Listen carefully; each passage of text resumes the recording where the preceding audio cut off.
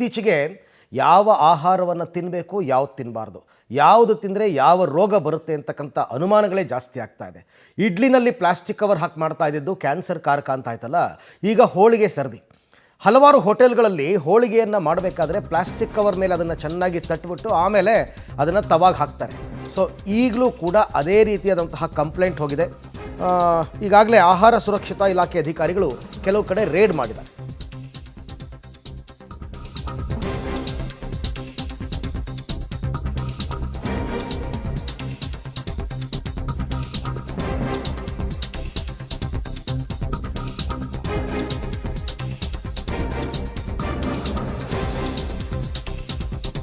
ಹೋಳಿಗೆ ಪ್ರಿಯರಿಗೆ ಇದು ನಿಜಕ್ಕೂ ಕೂಡ ಶಾಕಿಂಗ್ ನ್ಯೂಸ್ ಅಂತಲೇ ಹೇಳ್ಬೋದು.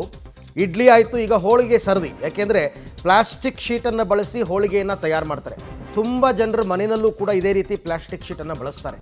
ಅದ್ರ ಬದಲು ಬಾಳೆ ಎಲೆ ಬಳಸ್ಬೋದು, ಏನು ತೊಂದರೆ ಇಲ್ಲ. ಆದರೆ ತುಂಬ ಜನ ಪ್ಲಾಸ್ಟಿಕ್ ಶೀಟನ್ನು ಬಳಸ್ತಾರೆ. ಸೊ ನಿಮ್ಮ ಆರೋಗ್ಯಕ್ಕೆ ಕಂಟಕ ಆಗಬಹುದು ಈ ಪ್ಲಾಸ್ಟಿಕ್ ಶೀಟ್.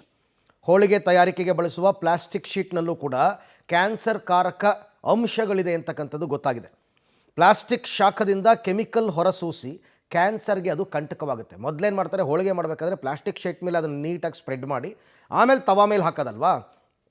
ಆ ಸಂದರ್ಭದಲ್ಲಿ ಪ್ಲಾಸ್ಟಿಕ್ಕಿಗೆ ಶಾಖ ತಗುಲಿ ಕ್ಯಾನ್ಸರ್ ಕಾರಕ ಅಂಶಗಳು ಬರಬಹುದು, ಹೊರಸೂಸಬಹುದು ಅಂತಕ್ಕಂಥದ್ದು.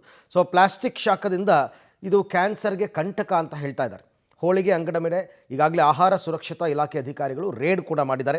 ಆಹಾರ ಸುರಕ್ಷತೆ ಮತ್ತು ಔಷಧ ಗುಣಮಟ್ಟ ಇಲಾಖೆಯ ಅಧಿಕಾರಿಗಳ ತಪಾಸಣೆಯಲ್ಲಿ ಈ ರೀತಿ ಶಾಕಿಂಗ್ ವಿಚಾರ ಬಯಲಾಗಿದೆ. ಮೈಸೂರಿನ 2 ಹೋಟೆಲ್ಗಳ ಮೇಲೆ ದಾಳಿ ಮಾಡಿದಾಗ ಪ್ಲಾಸ್ಟಿಕ್ ಕವರ್ ಬಳಸಿ ಹೋಳಿಗೆಯನ್ನು ತಯಾರು ಮಾಡ್ತಾ ಇರ್ತಕ್ಕಂಥದ್ದು ಗೊತ್ತಾಯಿತು. ಹಾಗಾಗಿ ಪ್ಲಾಸ್ಟಿಕ್ ಬಳಕೆ ಮಾಡದಂತೆ ಶಾಪ್ಗಳಿಗೆ ಈಗಾಗಲೇ ನೋಟಿಸನ್ನು ನೀಡಿದ್ದಾರೆ ಆಹಾರ ಸುರಕ್ಷತಾ ಅಧಿಕಾರಿಗಳು. ಒಂದು ಸಿಂಪಲ್ ತಿಳ್ಕೊಳ್ಳಿ, ಯಾವುದೇ ಕಾರಣಕ್ಕೂ ಆಹಾರಗಳ ತಯಾರಿಕೆಯಲ್ಲಿ ಪ್ಲಾಸ್ಟಿಕ್ ಬಳಕೆಯನ್ನು ಮಾಡಬೇಡಿ. ಸಿಂಪಲ್.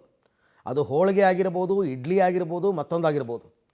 ಪ್ಲಾಸ್ಟಿಕ್ಕನ್ನು ಬಳಸದೆ ತಯಾರು ಮಾಡುವಂಥದ್ದು ಆರೋಗ್ಯಕ್ಕೆ ಒಳ್ಳೆಯದು.